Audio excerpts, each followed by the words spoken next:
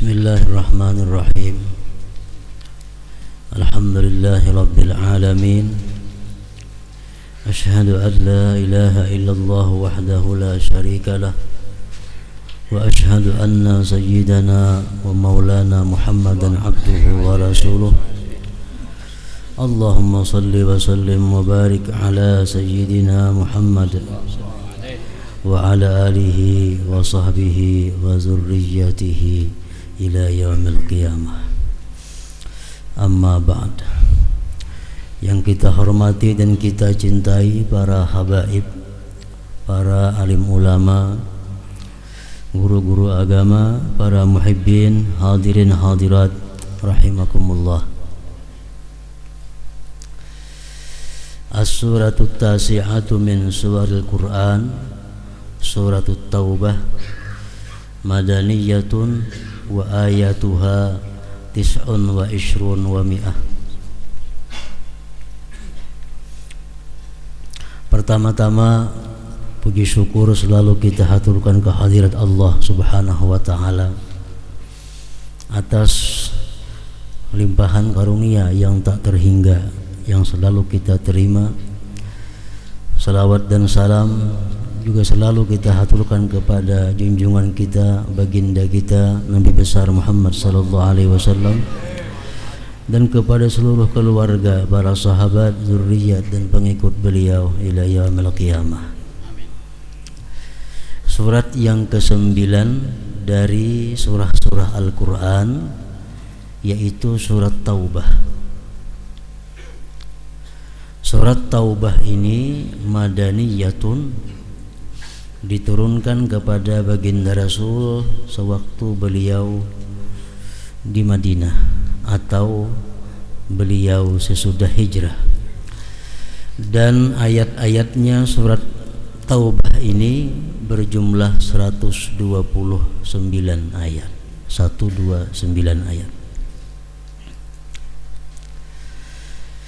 Surat yang ke-9 ini dinamakan dengan surah At-Taubah karena di dalamnya banyak bercerita tentang tobat.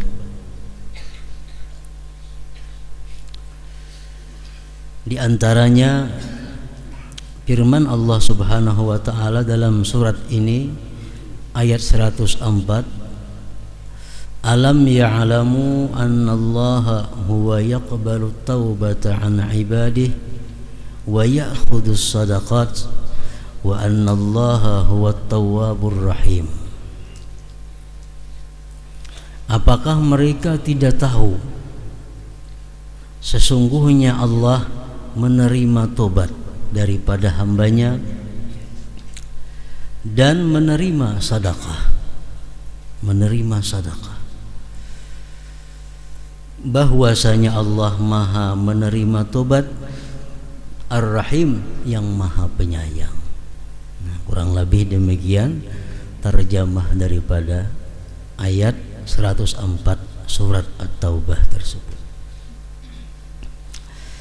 Oleh para ulama tafsir dijelaskan bahwa ayat ini menggemarkan kepada orang-orang yang maksiat agar bertobat kepada Allah. Allah Maha menerima tobat dan menerima sedekah. Jadi mereka berkata bahwa ayat ini menggemarkan bagi mereka yang maksiat agar tobat kepada Allah Subhanahu wa ta'ala dan memberikan sedekah.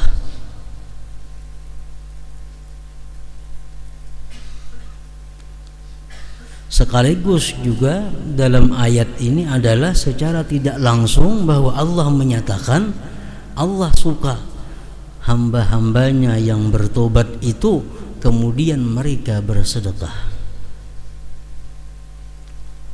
Para muhibbin rahimakumullah, ayat ini diturunkan berkaitan dengan beberapa orang sahabat Rasulullah sallallahu alaihi wasallam, di antaranya Ka'ab bin Malik. Ka'ab bin Malik ini tidak ikut perang Tabuk. Kada umpat peperangan Tabuk. Bukan karena sakit, bukan karena uzur, tapi karena malas, karena kulir. Lalu kada umpat perang bersama Rasulullah sallallahu alaihi wasallam. Sesudah Rasulullah selesai perang Tabuk, beliau kembali ke Madinah. Orang-orang yang tidak ikut perang itu datang kepada Rasulullah minta maaf, minta uzur bahwa mereka kada umpat perang. Dengan alasan ada yang sakit, ada yang kada berduit, ada yang sedang memelihara yang sakit, macam-macam alasan. Nah, Ka'ab bin Malik ini datang kepada Rasulullah, wahai Rasulullah, ulun minta uzur, minta maaf kada umpat perang lawan pian dengan sebab ulun malas. Terang terus, jujur, karena ulun kulir. Nah, ujar Rasulullah menjawab, baiklah, tunggulah perkara kamu nantinya. Nah, ini Ka'ab bin Malik. Akhirnya Ka'ab bin Malik ini diserukan oleh Rasulullah agar dibikut. Kada boleh dirawa, kada boleh ditagur, kada boleh dihirani, kada boleh dijual beli. Dibikut. Memberi salam kada boleh disahuti. Bini di rumah disuruh mengungsi. Sehingga Ka'ab bin Malik ini seperti sendirian hidup dalam dunia.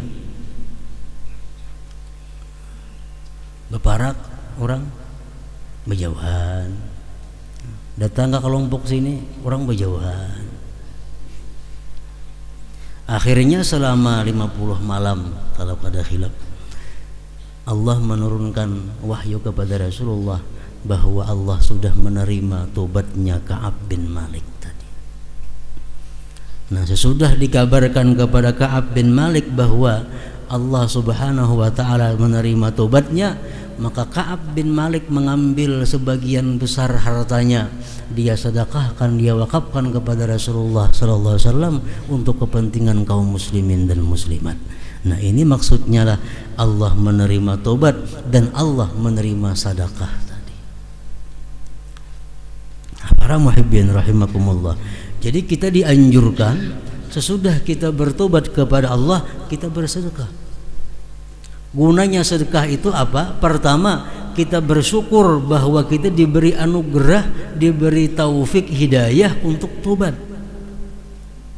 Kita bersyukur kepada Allah diberi kemampuan, diberi hidayah untuk bertobat, lalu kita bertobat bersedekah.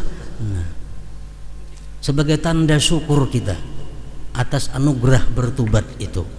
Yang kedua, sedekah yang kita berikan ini adalah memancing untuk menerima Allah terhadap tobat kita itu. Nah, ini sudah biasa dilakukan oleh para ulama-ulama terdahulu, orang-orang saleh yang terdahulu. Mereka bila mana bertobat kepada Allah, mereka melanjutkan dengan sedekah agar tobat itu diterima oleh Allah Subhanahu wa taala. Para muhibbin rahimakumullah, alangkah baiknya lagi yang kita sedekahkan itu adalah harta benda yang menyebabkan kita jadi maksiat, atau harta benda yang menjadi saksi kita maksiat. Alangkah baiknya itu yang disedekahkan. Ada seorang laki-laki ini sembahyang di kebun. Namanya kada disebutkan di dalam kitab itu. Laki-laki sembahyang di kebunnya. Lalu rahatan sembahyang memikirkan kebun, oh baiknya kebunku, baiknya ini, baiknya ini. Akhirnya kada ingat lagi berapa rakaat sembahyang. Nah, karena pikiran kebun tadi. Begitu selesai, datang kepada Sayyidina Utsman bin Affan. Wahai Sayyidina Utsman, ulun tadi sembahyangna. Ada ingat lagi jumlah rakaat gara-gara memikirkan kebun itu. Nah, sekarang kebun itu ulun wakafkan karena Allah Subhanahu wa taala. Nah, ini karena apa? Karena kebun itulah yang menyebabkan dia jadi lalai kepada Allah Subhanahu wa taala. Benda harta yang kita urus, dalam mengurusnya itu banyak kita melakukan maksiat. berdusta, sumpah palsu, macam-macam. Akhirnya banda itu tak kita dapatnya. Nah, banda ini sumber kita maksiat, alangkah baiknya disedekahkan. Sekaligus bertobat kepada Allah Subhanahu wa taala. Atau benda-benda atau barang yang menjadi saksi kita maksiat. Dulu aku mencuntan baju yang hijau itu nah. Tuh selawarnya nih tuh. Sepatunya nih tuh. Sekarang aku tobat kepada Allah, ambil baju hijau tadi, ambil selawar sepatu tadi, sedekahkan kepada fuqara dan masakin. Nah, Allah sangat suka kalau kita bertobat diiringi dengan sedekah tersebut. Jadi harta benda yang ada pada diri kita ini yang kita pakai waktu itu untuk maksiat, dia jadi saksi di hadapan Allah bahwa ini orang maksiat. Nah, kita tobat kepada Allah, barang-barang yang jadi saksi itu alangkah mulianya, alangkah baiknya disedekahkan kepada fuqara dan masakin, dan Allah menerima sedekah itu. Alam ya'lamu annallaha huwa yaqbalu tauba an ibadihi wa ya'khudhu sadaqat wa annallaha huwat tawwabur rahim. Mun kada kawasamuan menyedekahkan sebagiannya. Ini sepeda motor ini bahari aku rancak maksiat, mengkabariakan sayangannya sepeda motor sabuahan nggak ada lagi bisa sepeda motor. Nah, jual sepeda motornya, sedekahkan duitnya sebagian, nukar sepeda motor bahasa nang kada suha dipakai maksiat. Nang kada suha dipakai maksiat. Supaya ada saksi di hadapan Allah kita ini orang yang berbuat maksiat. Para muhibbin rahimakumullah, tobat kepada Allah Subhanahu wa taala daripada dosa itu adalah hukumnya wajibatun 'alal faur, wajib bersegera. Jadi kada ada menunda tobat. Begitu kita berbuat satu dosa, kita dituntut segera tobat. Kalau kita kada bersegera, kita dapat dua dosa. Pertama, dosa melakukan maksiat. Yang kedua, dosa al-israru 'alal maksiat, terus menerus maksiat. Setiap kali kita berbuat dosa, kita dituntut segera tobat. Alal faur, atas segera artinya. Jadi kada ada istilah tobat itu menunggu hari Jumat, tobat kena malam Jumat, atau tobat kena sudah umur 40 tahun. Itu memberati menambah dosa. Begitu dosa, tobat. Maksiat, tobat. Nah, walaupun 70 kali sehari yang demikian itu, Allah suka, ridha terhadap yang demikian. Macam-macam jenis tobat. Ada taubat minal kufur, tobat daripada kafir. Orang Kristen, orang Buddha, Hindu, hendak bertobat kayak apa? Sedikit saja tobatnya, mengucap asyhadu an la ilaha illallah wa asyhadu anna muhammadar rasulullah, sudah tobat. Sepanjang hidupnya diampuni Allah dosanya. Inya pernah berzina, inya pernah merampok, inya pernah mencuri, inya pernah korupsi, diampuni semua oleh Allah Subhanahu wa taala. Rasulullah bersabda, al-Islam yajubbu ma qablah, Islam itu memutus yang sebelumnya. Dengan mengucap dua kalimat syahadat, ini manusia kembali kepada fitrahnya, suci. Jadi tobatnya orang non-Islam nyaman. Asyhadu an la ilaha illallah wa asyhadu anna muhammadar rasulullah. Kemudian ada tobat minar riddah, tobat daripada murtad. Murtad ini artinya orang yang dulunya beragama Islam, sekarang dia pindah kepada agama lain. Nah, itu disebut murtad. Kalau laki-laki, kalau bini-bini murtaddah. Murtad. Orang murtad ini orang yang sangat hina di sisi agama. Kuburannya boleh dikamihi, apalagi dijajak. Orang kafir biasa ada boleh. Kalau orang murtad kuburannya boleh dinajisi. Kenapa? Kada punya harga di sisi Allah Subhanahu wa ta'ala. Nah, orang yang murtad ini kalau dia hendak tobat kayak apa? Mengucap syahadat asyhadu an la ilaha illallah wa asyhadu anna muhammadar rasulullah ma'al qadha, beserta mengqadha. Misalnya sebulan sempat murtad, mbak Islam pulanginya. Nah, selama sebulan tuh dia mengqadha sembahyang. Umpamanya sampai tetap puasa bulan Ramadan, mengqadha puasa. Seapalah wasianya murtad, segala kewajiban yang ketinggalan itu dibayar, diqadha. Murtad. Kemudian lagi yang ketiga, taubat min tarkil faraid. Taubat meninggalkan kefarduan. Ada sembahyang, ada puasa, ada zakat. Ini taubat meninggalkan kefarduan. Tobatnya itu pertama berhenti meninggalkan kefarduan, gawi. Yang kedua menyesal. Yang ketiga berjanji dalam hati kada akan mengulang lagi. Yang keempat bayar hutang, bayar qadaan. Berapa hari kada sembahyang tadi? Nah, tobat, menyesal, ada hendak mau ulang lagi, dan bayar sembahyang nang 5 hari nang perain itu. Misal kada puasa bulan Ramadan, rancak kada puasa, tobat kepada Allah, menyesal, berjanji kada mau ulang lagi, bayar qadaan puasa. Nah, itu meninggalkan kefarduan. Kemudian lagi ada taubat min zulmil ghair, tobat daripada menzalim orang. Pertama berhenti, yang kedua menyesal, yang ketiga berjanji kada mau ulang lagi, yang keempat mengembalikan kezaliman itu kepada pemiliknya dan minta halal.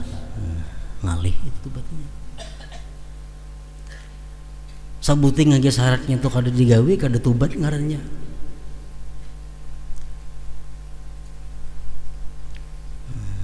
Orang biasa mencuntan duit cilingan masjid, hendak bertobat.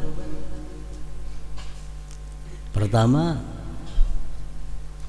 berhenti mencuri cilingan masjid. Yang kedua menyesal. Yang ketiga berjanji kada mau ulang lagi. Yang keempat boleh akan pulang duitnya ke dalam cilingan.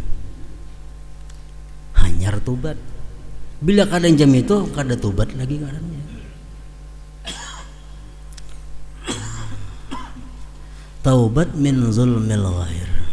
Jadi orang yang bertobat dalam masalah ini, kalau bersangkut pautan dengan harta, dia wajib menghitung harta yang ada padanya. Berapa kira-kira harta yang halal, berapa harta yang haram. Disisihkan, ini yang halal, ini dapatan yang haram. Nah, dapatan yang haram kembalikan kepada pemilik-pemiliknya. Kamunya tahu pemiliknya siapa, kembalikan kepada pemiliknya. Orang yang mencuri uang rakyat atau korupsi misalnya, sekarang ini tobat kepada Allah Subhanahu wa taala, dihitung berapa korupsi itu. Pernah korupsi totalnya semuaan 10 juta. Bolehkan 10 juta nih korupsi, ampun harta negara, bolehkan ke kas negara. Bila kada membolehkan, Allah kada menerima tobatnya. Nah, bila Allah kada menerima tobatnya, berarti orang ini orang durjana, orang fasik. Bila orang fasik matinya pasti masuk ke dalam neraka. Nah, menakun itu.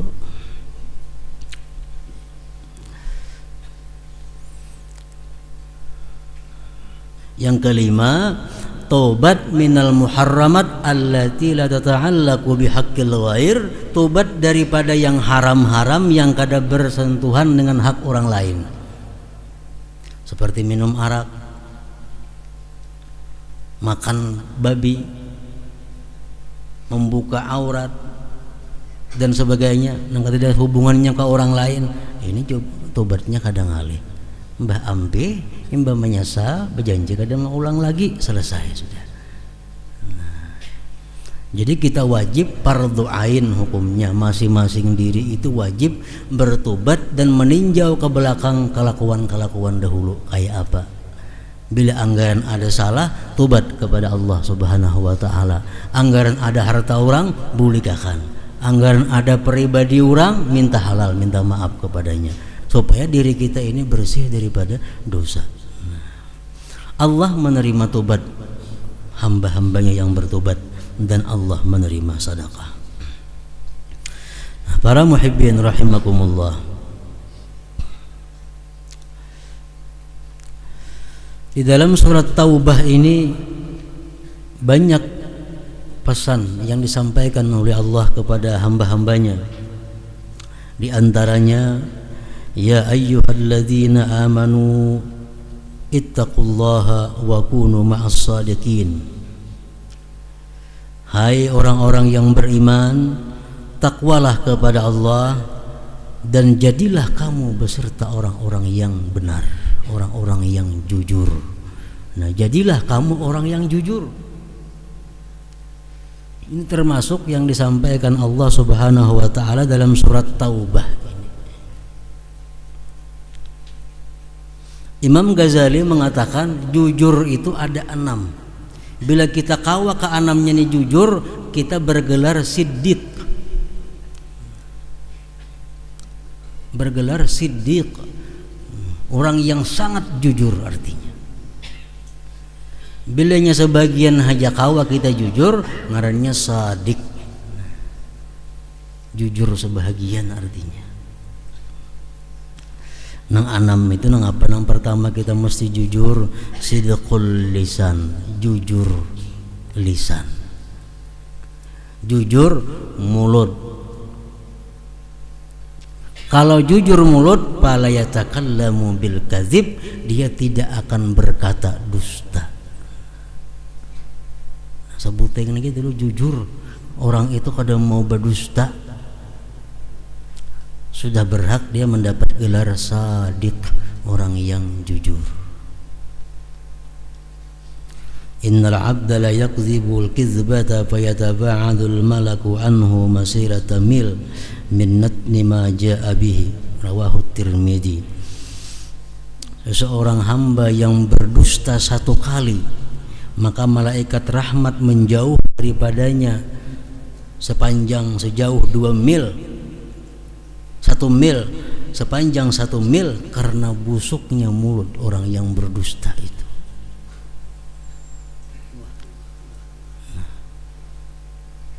Jujur dalam perkataan, 1. Yang kedua, sidqun niyyah, jujur niatnya. Jujur niat. Jujur niat ini artinya fala ya'malu ta'atan illa lillahi ta'ala, dia tidak beramal taat kecuali karena Allah. Dia beramal taat semata-mata karena Allah, tidak ada karena yang lain. Sambil, kada ada sambilnya. Allah menceritakan dalam Al-Quran, innama nut'imukum liwajhillah la nuridu minkum jazaa'a wala syukura. Artinya, kami memberi makan kepada kamu itu semata-mata karena Allah, tidak mengharapkan balasan dan tidak mengharapkan ucapan terima kasih. Ini ngarannya ikhlas.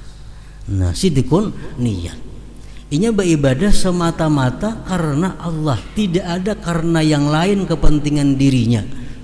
Ada. Nah, kalau kita kawa yang demikian halnya, sudah 2 dapat kita sidik. Sidik bil lisan, sidik bin niyyah. Yang ketiga, sidqul azam, jujur cita-cita.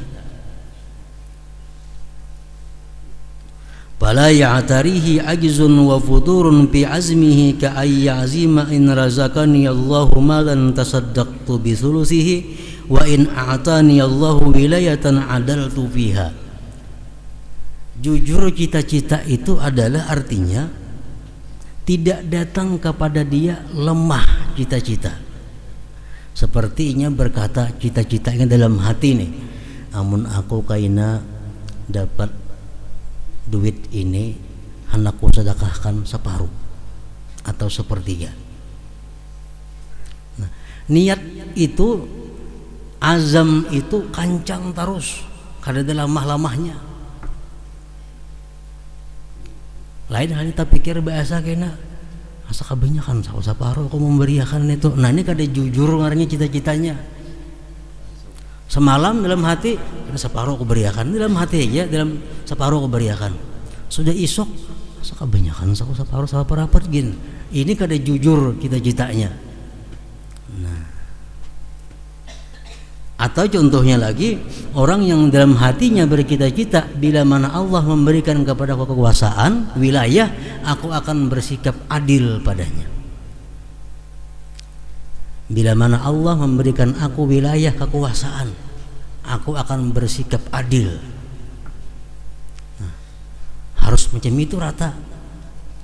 Kayaknya ada taubah. Kayaknya mun itu aku sakiti itu musuhku bahari. Nah ini sudah kada jujur lagi cita-citanya. Tuh bahari suahnya reki aku, karena kada aku bawa begawi ini, kada aku bawa begawi itu. Nah ini sudah kada jujur cita-citanya. Kalau sidik dalam azam, sampai terus menerus kada ada perubahan apa yang dicita-citakan itu. Yang keempat, sidqul wafa bil azam, jujur dalam menepati cita-cita, jujur dalam menepati janji diri. Dia kadang membatalkan cita-citanya begitu berhasil yang dicita-citakan itu. Zaman Rasulullah sallallahu alaihi wasallam, samuan tahu kita kisah Sa'labah yang berjanji, ya Allah sugih kaina ka ini. Kenyataannya Sa'labah kada jujur janjinya. Begitu dia kaya, bahkan dia murtad jadinya daripada Islam. Kenapa ia murtad? Karena kada hakun membayar zakat terlalu banyak. Besi kambing ribuan, berapa zakatnya? Nah, kada hakun lagi berzakat. Padahal lagi nya fakir miskin, kita-kitanya macam-macam. Sedekah ini, beri makan itu. Nah ini Sa'labah ini contoh orang yang kada menepati janjinya, kada jujur dalam hal menepati janji, berakibat kepada murtad, keluar daripada agama Islam. Ada juga yang jujur menepati janjinya. Disebutkan dalam riwayat itu Anas bin Nadar, sahabat Rasulullah sallallahu alaihi wasallam.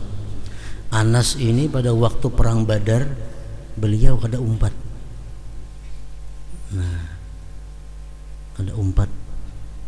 Begitu sudah orang bulikan dari perang Badar, hanya tahu pada ada perang Badar dari nah kenapa aku kada umpat.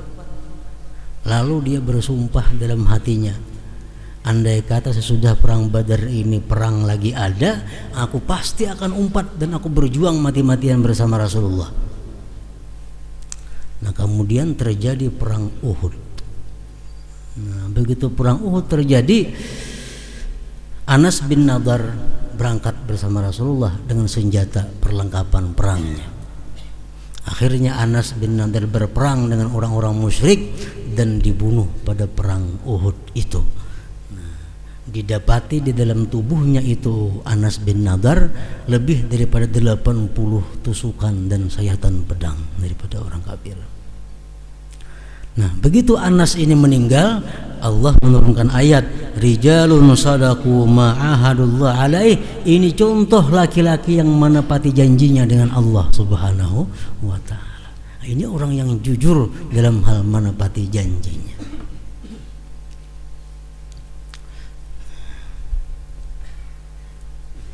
Kawan-kawan kita nang di DPR nang kampanye, mana janjinya?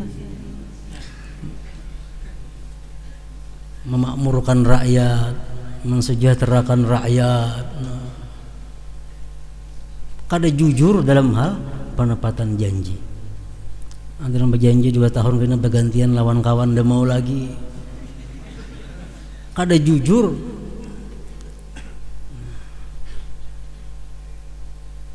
Ini paling berat, menepati janji. Kalau kita bisa sadik orang yang jujur.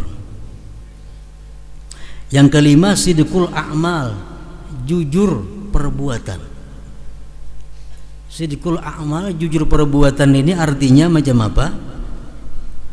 Fala yakunu zahiruhu aslah min batinih, tidak adalah zahirnya ini lebih saleh daripada hatinya. Bal batinuhu aslah min zahirih, bahkan hatinya lebih baik daripada zahirnya. Nah, ini namanya jujur pada perbuatan.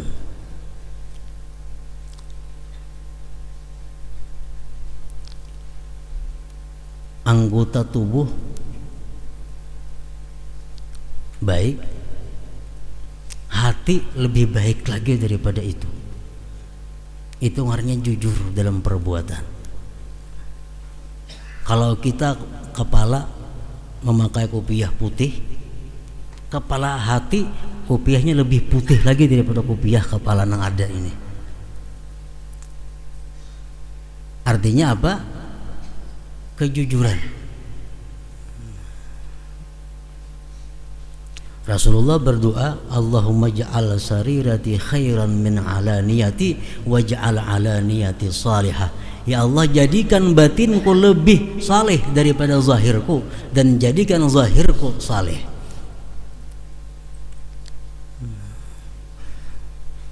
Jadi misal kita bakupiah, kehati-hati bakupiah. Kalau memakai jilbab, kehati-hati memakai jilbab. Kalau kita berjalan tunduk, kehati-hati tunduk. Itu artinya jujur dalam perbuatan. Yang terakhir, yang keenam, sidqun fi maqamatid din, jujur benar pada makam-makam agama. Seperti makam tobat, makam wara, makam zuhud, itu bujur. Kalau ini sudah tobat dari satu dosa ini sampai mati kada mau ulang lagi, ngaranya jujur dalam tobatnya.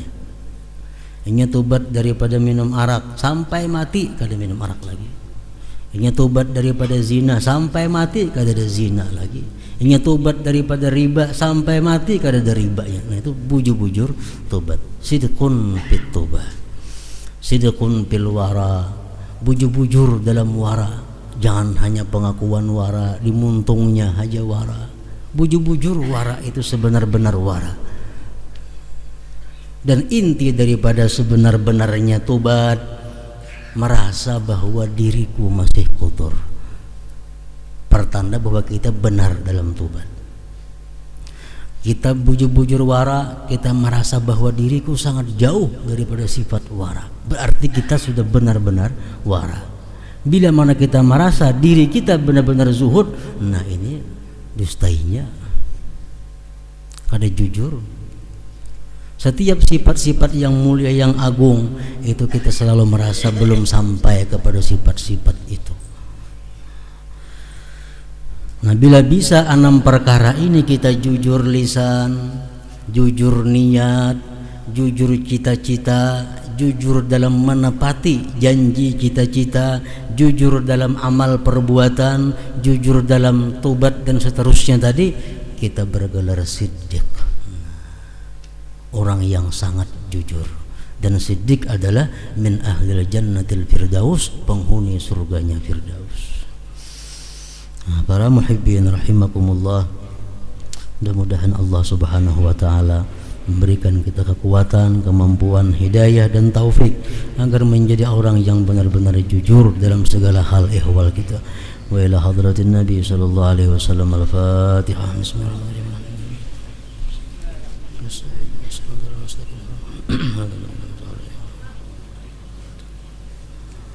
Asyhadu an la ilaha illallah wahdahu la syarika lah.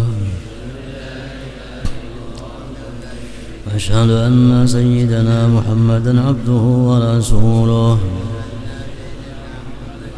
لا إله إلا الله نستغفر الله.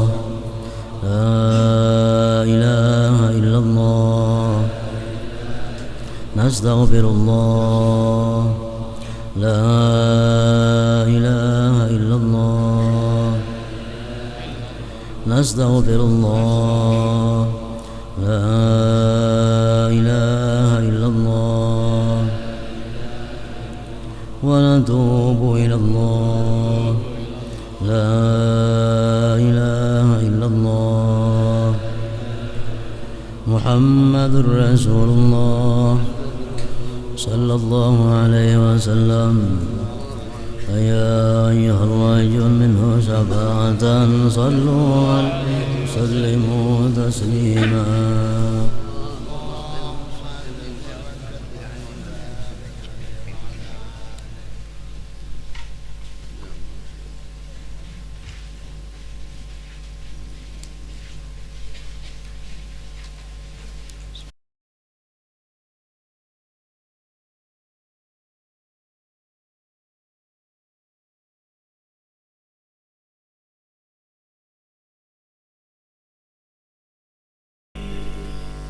يا رسول الله سلام عليك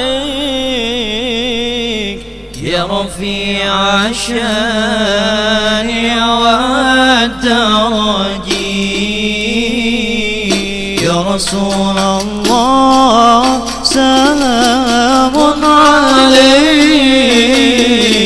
يا رفيع الشان والدرج يا رسول الله سلام عليك يا رفيع الشان والدرج يا رفيع الشان والدرج يا رسول الله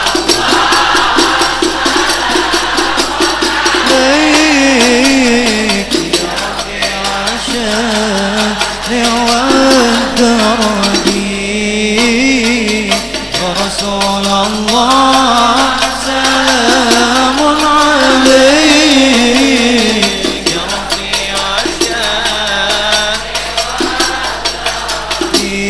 يا رسول الله سلام عليك يا رفيع الشان والدرج يا رفيع الشان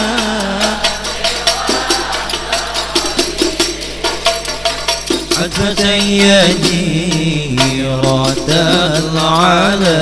العالمين يا أهيل الجود والكرم عتبة جيرة العالمين يا أهيل الجود والكرم نحن جيرانهم بذا الحرام نحن جيرانهم بذا الحرام حرم الإحسان والحسان حرم الإحسان والحسان يا رسول الله إليك يا رب